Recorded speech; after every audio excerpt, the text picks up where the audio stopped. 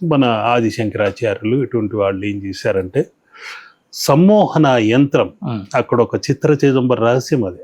అక్కడికి వెళ్ళిన తర్వాత మీరు మొక్కి ఇలాగ వెళ్ళిపోవటం జరగదు. ఒక 10 సార్లైనా వెనక్కి తిరిగి స్వామిని చూసి గోవింద అనుకుంటూ తిరిగి చూస్తూనే ఉంటారు. అదే రూపమే, కొత్తగా కనిపించదు. ఎన్నిసార్లు చూసినా తనివి తీరు.